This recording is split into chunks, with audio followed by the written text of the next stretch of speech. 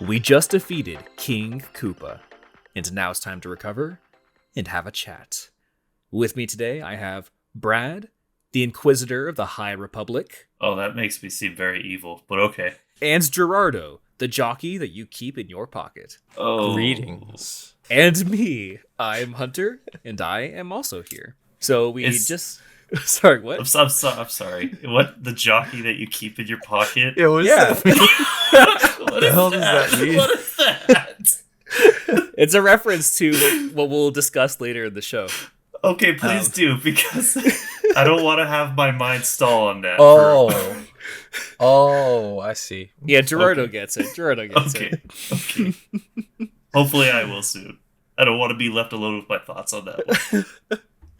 So we just had a Nintendo Direct, not like a full Nintendo Direct, but the partner showcase. I think that it's interesting timing because it's February, and every February, pretty much, we have a Nintendo Direct, a proper Nintendo Direct, or sometimes they'll do something like a mini Direct or a partner showcase in February, and then first week of March, they'll do a Nintendo Direct. So it's just interesting that we're following that same pattern that has been precedent for the past 5 years or so. And it also happens to be the Low HP podcast's birthday.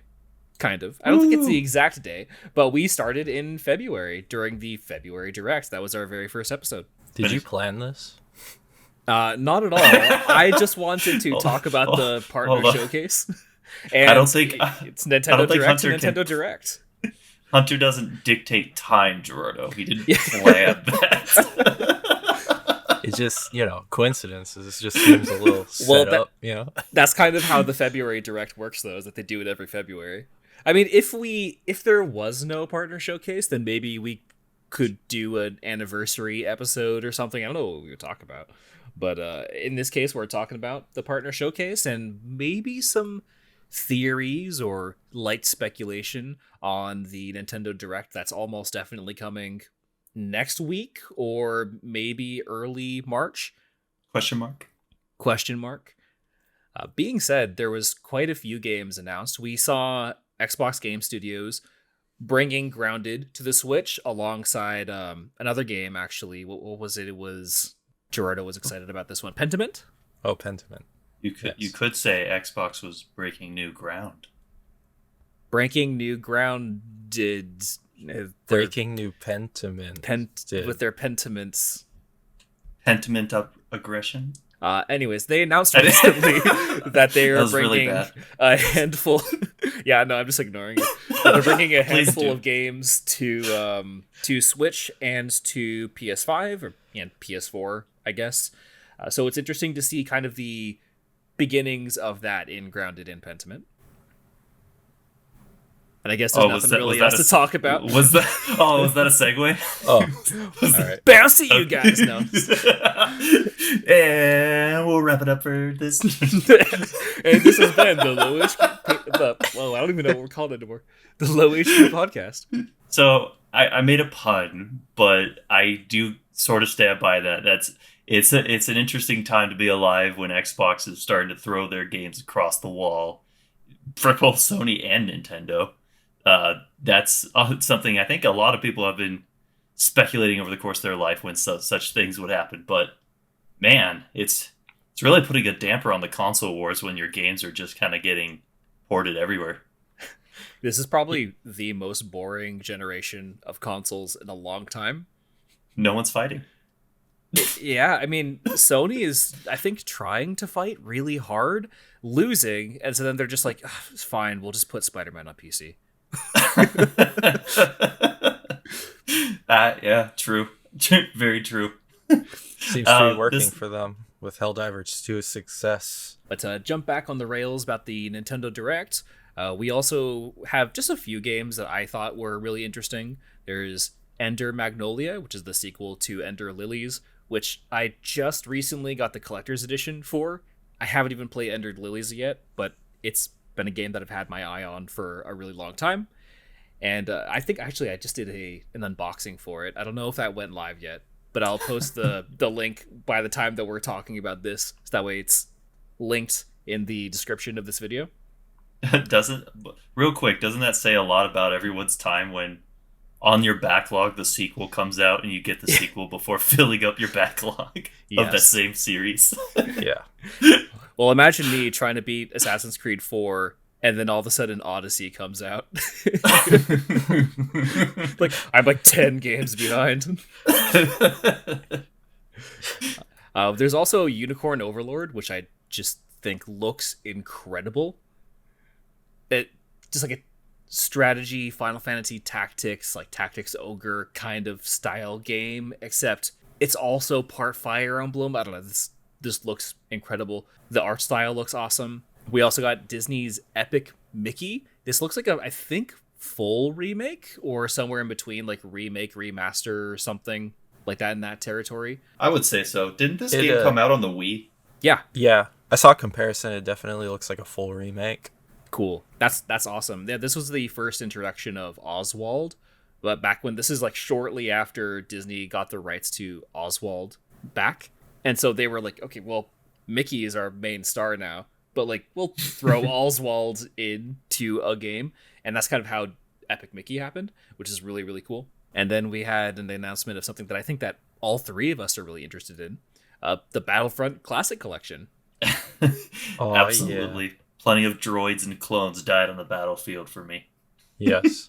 Back in the day, for a long time, this was my favorite game, just in general, of all time. And especially since Battlefront 1 and 2, like the modern Battlefront games, came out and kind of flopped, especially Battlefront 2, and there was a lot of discussion around loot boxes and gambling in games. This Battlefront 2 is what kind of started that whole thing.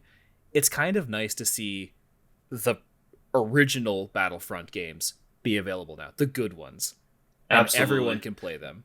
Yeah, absolutely. Especially, I was one of those people that played Star Wars Battlefront and the new ones, Battlefront 1 and 2, and being absolutely annoyed with the amount of grinding you would have to do just to unlock something that should have been in the base game. Yeah, I'll throw them a little bit of a bone. You know, the gameplay was fun for 10 minutes, but there's just no content in those games. It was just battling. It was just online battling and sucking at it because you did put a bunch of money into it. And even if you did put a bunch of money into it, you probably didn't get the character that you want, and so you still suck. There's still a chance you didn't get Vader. Yeah. and and the, and speaking of like general content, those games got rid of some of the best features that they're bringing back with this, which was the Galaxy Conquest mode, where you can actually play a side and go rule the galaxy and take battle by battle, going to the world hopping. Like, I'm looking forward to playing this game again. It's been a very long time, and there's been no place to actually play it. And this is kind of the like ultimate version of the game too, because they're bringing in a lot of the content that was, I think, only on the Xbox Live like version of the game, with characters like Kit Fisto and some of the maps like Jabba's Palace becoming available for everyone. Other than that, there was a game that I'm really excited for, another Crab's Treasure. This just looks incredible. I'm a huge fan of From Software games. I know Brad is also like a pretty recent fan of the From Software games as well. And Yeah. I played Dark Souls 1 to death. Dark Souls 2, I was a little bit mixed on, but eventually came to love it. Dark Souls 3 was incredible. And here we have like kind of another Souls-like styled game called Another Crab's Treasure, and it just looks incredible. There's been a trend of, I think said this earlier, that the Souls-like experience in a game and the way that they handle the action adventure is becoming foundational in a lot of new games. Like a lot of new games are borrowing what Souls created. I'm personally a fan of that because I think it's a very good way of playing these games. Mm-hmm. It strikes a good balance between being really hard and rewarding. Exactly. It can give a game a really nice sweet spot in rewarding combat from like overcoming the difficulty of the enemies you're facing. Yeah, so they showed that Suika game is getting some DLC. Just wanted to mention this game is surprisingly fun. It was on the Switch Online trial period for a week a while back, and like this game is only $3, but like this game just absorbed me into it for hours. It's deceivingly simple but addictive, and I just wanted to give it a mention for that. The DLC sounds cool, adding more modes, so I think I'm gonna look into this one. And there was another game showcase, which was I guess the namesake that I gave Gerardo, that I don't think anyone really understood. Pocket Cards Jockey. So this was a game that it's one of the few Game Freak games that isn't Pokemon. Whenever Game Freak makes a game that isn't Pokemon, they just go super wild and wacky with it. And the idea that you're horse racing, but the way that you're horse racing, like the mechanics, the speed, the turns, and everything you do is based on you playing a game of solitaire. It's just really interesting. You're like playing solitaire while you're also racing on a horse. It's super, super weird and interesting. And it was a 3DS eShop exclusive. So when that got shut down, there was no legal way to play this game anymore, which is why it's awesome, because this game is really awesome. Just coming to the Switch, and it's available right now. It's available today. That's cool, because this completely flew past me during the 3DS era. I didn't even know this game existed. Most people didn't. But that's a shame, because this game kicks, like, this game's amazing. I'm glad we were able to clarify that opening intro. And Gerardo himself will be in the game as the Pocket Card Jockey. No, I'm kidding. So, Nintendo also threw out a montage worth of games, and there was one in particular that caught my eye that I thought deserved its own spot, at least just to talk with how they put it on the Switch. That's Kingdom Come Deliverance, I guess Royal Edition. I love this game. I played it on the PC, and at the time, which was I think about 2 years ago, about 2 years ago now, I played it on my 3070, and even with that, it kind of chugged at a lot of parts. So I'm really curious on how this game sort of performs. It's a very intensive game. Looking at the performance, or just looking at the trailer that they showed off, I would say that it probably doesn't handle super well. It's like maybe 10 frames a second. Like it's that, especially in the rain. I don't know why they included that shot with the rain, because it looks terrible. It's what I come to expect. The Switch loves shooting shooting past its weight class for a lot of games, and for some games they got away with it. Like for Doom, they got away with it, and Doom Eternal they got away with it. Somehow they did. I don't think they're gonna get away with it with this game, because it wasn't optimized for a lot of stuff. So I highly doubt they put a lot of time into optimizing it for the Switch. And it's not like it's a particularly beautiful or particularly demanding looking game compared to other games out there that run perfectly fine. It's a dense game. So like the graphic, everything looks great in the game, like for what it is, but it's just a really dense game with the stuff they try to put on the screen and the mechanics of the game. If anybody hasn't played this game, it's fantastic. I love the combat. It tries to go a traditional sword fighting route. It's basically just medieval Poland in actual medieval times. So like you'll get historical references, and it's trying very hard to be true to history for what it is. And for that part, it's really fun. History buffs would get a kick out of this game. Awesome. We also had a couple of games come to NSO, mostly just some like home console, like NES, SNES games. One game actually for the N64, which is pretty cool, Blastcore. I know Gerardo's really excited about Killer Instinct. Actually, it's because I haven't gotten to play through the Killer Instinct games yet. The reason why I think this is cool is because I have the Rare Replay collection, but that doesn't have the first Killer Instinct game on it. So for me, that's the most significant thing from these Rare games that they announced, because the rest of them are on Rare Replay. So right. I already have the rest of these games, but this is actually new to me, and it's a game I've been wanting to play for a while. So I think that was cool. Also, on a sort of different note, on the Japanese version of the Direct, they announced that Mother 3 is going to be coming to the Game Boy Advance app. Nice. And it's very unfortunate that we're not getting a localization of the game, but it doesn't surprise me at all. That being said, I already played the fan translation, and I just wanted to give a shout out to Nintendo for at least bringing it to the Japanese audience again, because I love this game so much. They also had one final announcement, which was Endless Ocean Luminous, which I know that a lot of people really, really love this game. It's kind of awesome that it's finally coming to Switch. Oh yeah. Fish. Fish. That's not selling it very well. Hey man, you get to explore the ocean with like, what was it, 30 people? That's pretty sweet. Like how you put your name down as like, I really want to talk about Endless Ocean, and then it's like, oh yeah, fish. 30 that's all I people. Got. That's all I got because I haven't gotten to play any of the Endless Ocean games yet. But I will one day. Okay. All right. So another thing that's interesting about the timing of this partner showcase, not that they've announced anything yet, but they almost always have a February Direct, as I think I mentioned earlier. And for a few years, they've done a partner showcase or a Direct Mini about halfway through the month, which were, on the 21st, we're basically halfway through the month on the other half of the month. And I wouldn't be surprised if we see a proper, like, full Nintendo Direct at the end of the month or maybe beginning of March, because they've done that a few times too. The February Direct was technically in March because they had a mini or something before.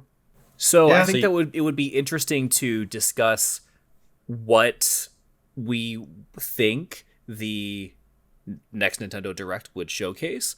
I think that it's an interesting time right now because the Switch is about to hit its 8-year birthday, and 8 years is a long time for a console whose graphics was basically retro by the time that it launched. Like Xbox 360 era graphics. And so I think that right now is an interesting time because there's a lot of rumors of the next Nintendo console.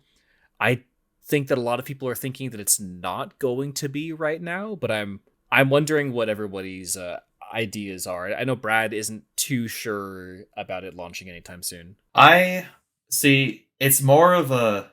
It's not gonna sound. I'm not pessimistic about this, but I'm also in a situation of how much do I care about when's the next Switch gonna come out? So backing up here, I know that the next heavy hitter game that I think the Switch is working on, and that's going to be on the Switch, is going to be Metroid Prime. I'm pretty sure. I don't know what else in terms of the heavy hitter first party games that Nintendo wants to bring, and I'm pretty sure that game's been worked on the Switch for a while, and I don't know why they would bring it to Switch 2 unless it launches side by side, kind of like what they did with previous Zelda games.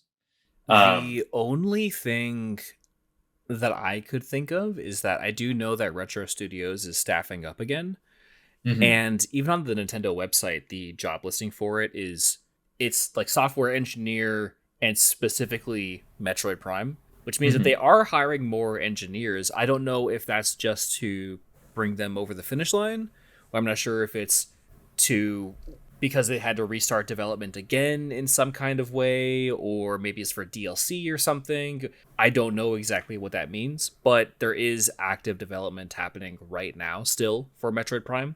And considering that Nintendo is known for basically finishing a game, but not releasing it until the timing is just right, I wouldn't be surprised if, because Metroid Prime is still being worked on, that it doesn't release anytime soon. Maybe sometime later this year or something, but then that's cutting it pretty close.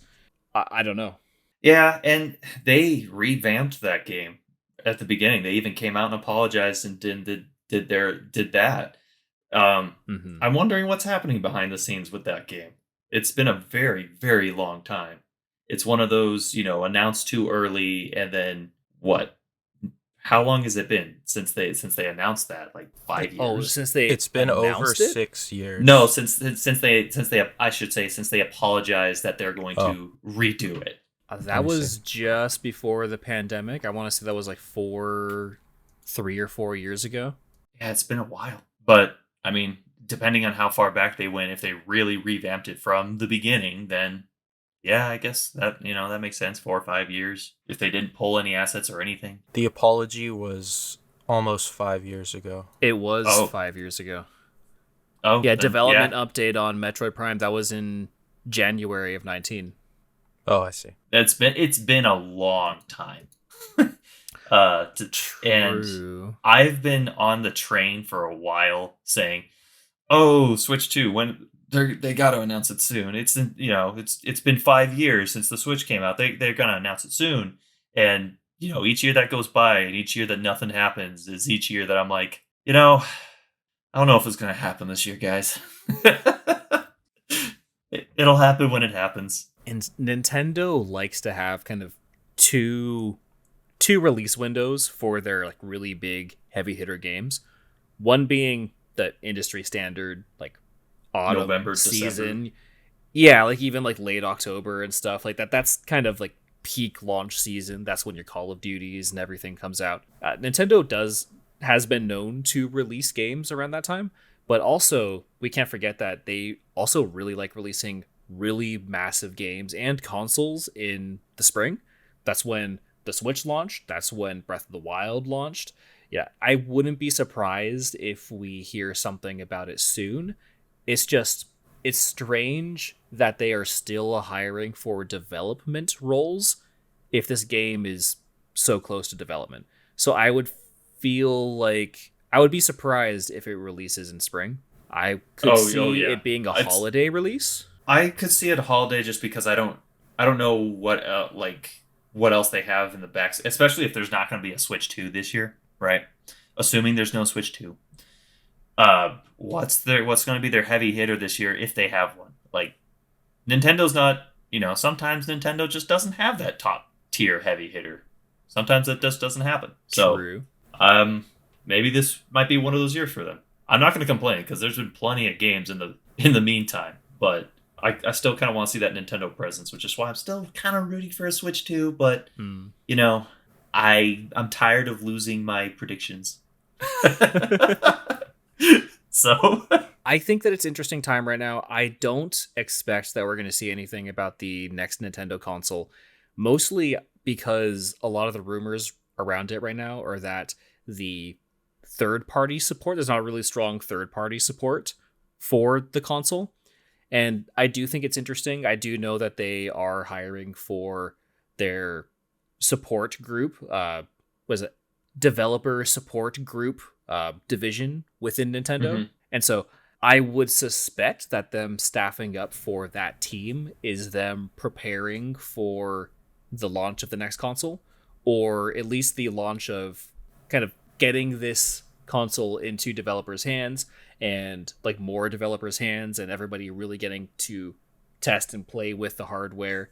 So I would suspect that we see something about the new console very soon, but I think that we're all kind of unanimously decided that it's not happening this year, right? So I guess it could split into two things. It could be one, will it be announced this year versus two, will it come out this year? I Maybe it'll be announced, but yeah, I'm on board. It's not going to come out. Because Nintendo likes launching their consoles in spring, and we've heard nothing about it, and we're in February heading into March. Like, we're in spring right now, and we haven't heard anything about this thing. Yeah, but do they? I guess correct me based off of precedent. Do they release their consoles typically in March or springtime, or Yeah. because I think missing out on a holiday season for a brand new console is kind of Well, that kind of sucks. that's when the Switch launched. I think the Wii Yeah. U. Yeah, the Switch did launch then. The Wii U launched in November. I'm pretty sure. Oh, the Wii U did launch in November. Yeah. Oh, so did the Wii. Uh, Okay. so it's not because you want to capture that Christmas sale Yeah. and for the holiday season. So that's going to be prime time. Yeah. But The 3DS launched in February. So I guess there's kind of a mix there, but I still it, think that we're not seeing anything by holiday season this year because the springtime launch worked out really, really well for Nintendo. they were able to Mhm. dodge around the other consoles launch cycles, and I think that Breath of the Wild helped a lot too. But I think that it was after the big holiday rush and the start of a new year, brand new console, brand new concept. I think that that really helped them. And so There's also an argument to be made that if you launch a console at the beginning of the year, right, or like close to it, you can kind of build up a catalog of games following up to that year's yeah, holiday seasons, so that like not only will you kind of capture the the sales, but then people actually will have games and probably will purchase more games too. yeah. That there could be an argument there as well. So And it's not all the people things that are. we're talking about are the same things that the analysts are talking about, and their skill level regarding these things are way above ours, so they're making the right decisions, whatever that decision ends up Oh, being. So, hopefully, Nintendo doesn't hope, always make the best decisions. yeah, also true. I guess we'll have to see. Especially every other generation. You're Oh, right. You're right. You're very much right. Hopefully, this this doesn't plummet Nintendo like they do every other generation. they're doing everything right now with the Switch. They did a lot of things right with the Wii too. Yeah. They dropped the ball pretty hard.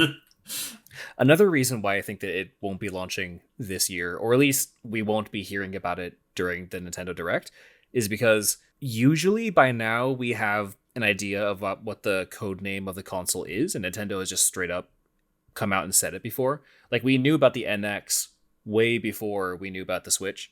We knew Yeah. about the Project Revolution before they announced it as the Wii. They were telling us about the Dolphin before the GameCube came out. So I think by now, just following that precedent, we would have heard something. Like they would have told us that they're working on a new console. They would have told us what the project name for the console is before we have it in our hands. Yeah, when do they disclose their financial statements, or when do they talk to their investors? Every I guess quarter. so. I guess that would be a good benchmark to kind of see what they're trying to do this year. There's no way that they won't drop hints then. They So at the might. I don't remember how they did something similar with the Revolution. I don't know how they did it with the NX. if there's ever a place to kind of drop that and give, and this is starting to become a little bit more financial in nature, but if there's any more buzz that you can make about your company, it's probably going to be then, outside of just announcing it in a direct. Or during the Summer Games Fest or whatever else. Yeah, summer would be a great time too. I mean, the spirit of E3 is still strong, even if E3 itself is gone. Yeah. Um, We're still calling it so E3 season. yeah, and you know what? That's probably going to be a generational thing. Watch, Yeah. it's like Gen Z is not going to say that, and then Gen Alpha sure as hell it won't going to say that. Yeah. We're just going to be the old fuddy duddies, E3 for the rest of our lives. So if it's not going to be the sequel to the Switch, then what do we think that we're going to see? The new Oh. Nintendo Switch. I would not. Okay. I'm going to go on a little bit of rant. I would not put it past Nintendo to try to sell me a console before they release another console within a Yeah. 6 months period. What do you mean? Yeah. That's literally the life of the 3DS and the DS. Yeah. Like selling a revamped version of a console, try to sell you with some bell or whistle, right? Oh, so you're So- thinking another Switch console? Yeah, like Yeah. a different version of a Switch console to get to, just kind of squeak in that last bit of like, people willing to buy the Switch before they start launching their next console.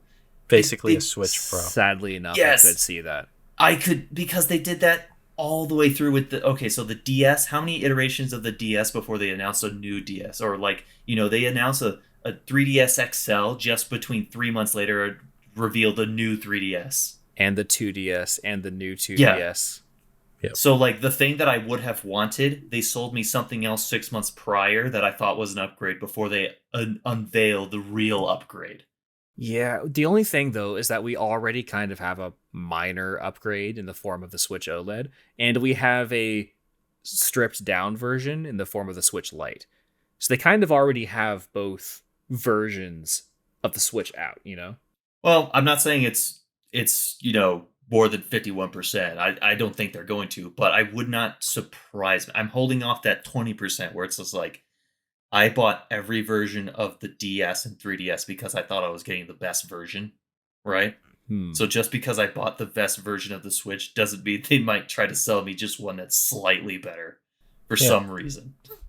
Honestly, I'm a little surprised that they haven't done it. Like, there was the rumors that they were going to, and then it got canceled and became the Switch OLED or something.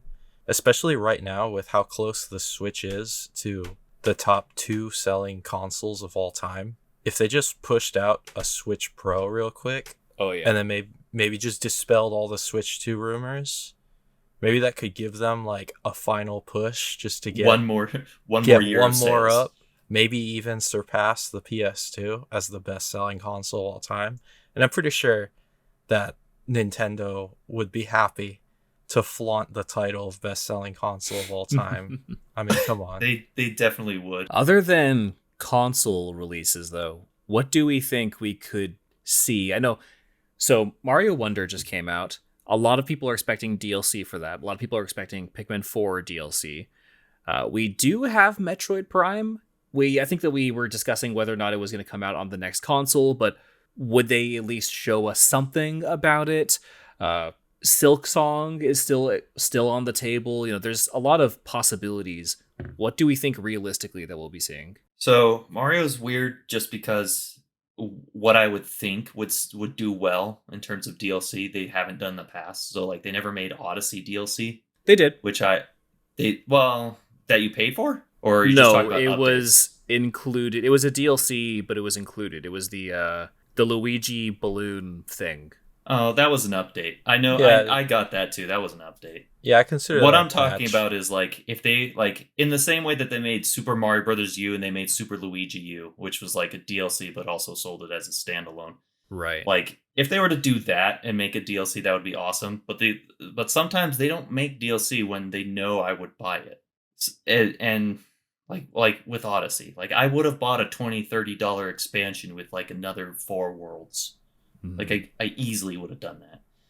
So it's a little bit of mixed bag whether or not I expect Mario Wonder to come out with DLC. Although I do think that track record wise, they do more DLC with the 2D Mario games. I think that we could see something similar to the like Luigi update DLC thing. I think that Nintendo considers it a DLC, but it was basically just an update. You're right. In the form of like Mario Wonder, like I would be surprised if we don't see like more of the stars and stuff like that, or what were the stickers or something like that. The little stamps that you can put it down on the ground or you can have it hover over in game. Yeah, exactly. A new way to play the game that gets people talking about it again, gets more people to buy it in the future, and that kind of thing. I think also Pikmin 4 is like perfect for DLC. They have all of these caves that could be like basically it seems like they're just like level editor styled like things. Like someone just went in and created this small cave with these like put these enemies here, etc. It just kind of seems like very kind of crafted in that way. So it seems like it would be really easy to create more content for the caves, more like time challenges, more Dandori challenges, etc. I would be surprised if we don't see anything, and a lot of people are expecting Pikmin 4 DLC in the form of something like that, although those would be more update style things. It's not like Nintendo is monetizing these things. It's just a way to get people to talk about the game again and try to squeeze in a few more sales of the game. I think because Nintendo said recently that they were really happy with the success of their DLC. I think especially because like Breath of the Wild had really good DLC and a lot of other games had really good DLC. So it's kind of like they're just building on existing games. So it's really minimal development effort for them. And people will buy it. Almost everyone that bought the game will buy it. And so it seems just kind of like no-brainer, easy money for them.